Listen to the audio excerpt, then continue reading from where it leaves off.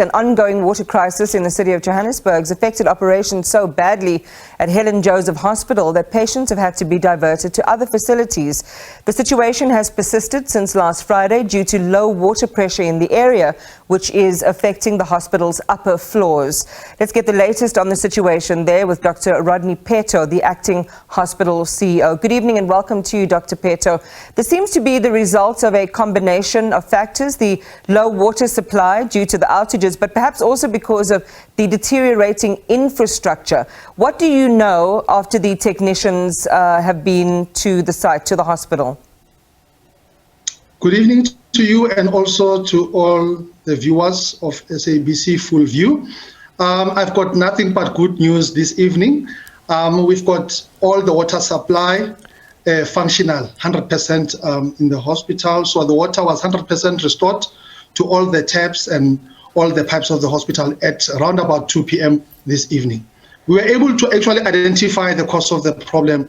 So Helen Joseph is being supplied by two towers. There is one that is in Brixton, the main supplier, and then there is the other one that is in a suburb called Hurst Hill, which is actually a backup. So what has happened, Johannesburg Water was actually since Thursday when the problem started.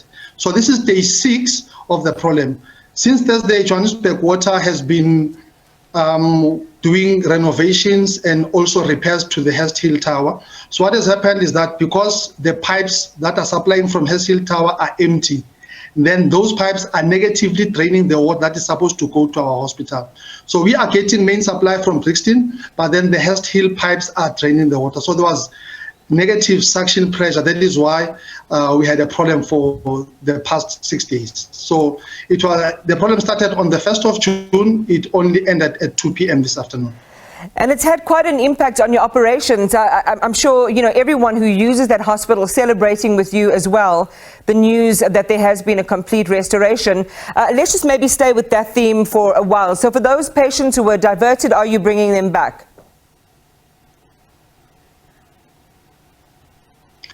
Actually, only the emergencies were diverted to the nearby facilities to Charlotte Maxeke Johannesburg Hospital.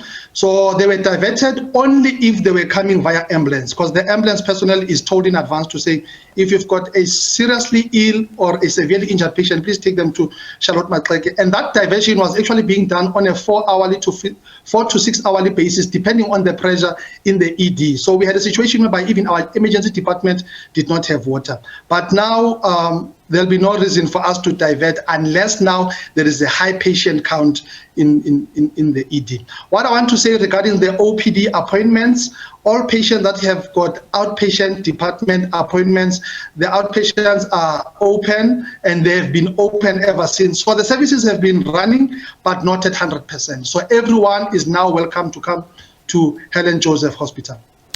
So let's go then to some of the infrastructure issues. You talked about renovations that Joburg Water was doing to the Hurst Hill Tower that caused this problem at the hospital. Have you arranged with them, to be timeously informed on when these renovations might be happening in the next round and what the impact might be on the hospital, or have those renovations now been completed?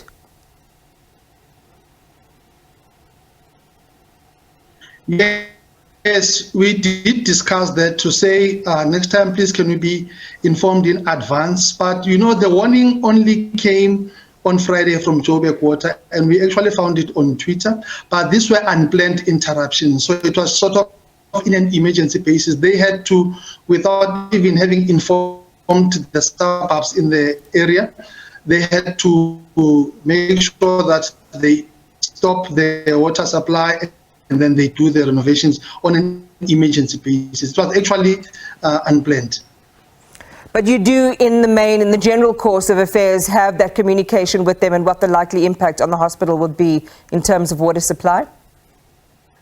Yes, no, we did. But what I'm impressed about them is that they went an extra mile. They even entered our yard during the investigation to identify the problem.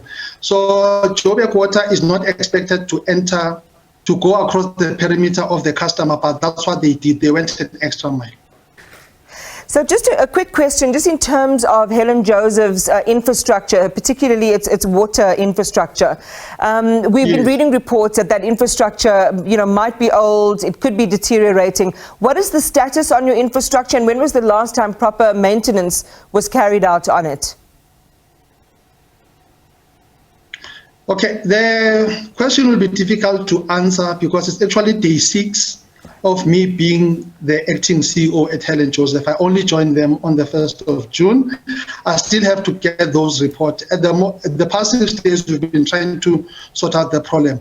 But I did visit the hospital tanks, which are situated in the 5th floor, and I also looked at the pipes. The pipes are very much old. They don't need to be repaired, they need to be replaced.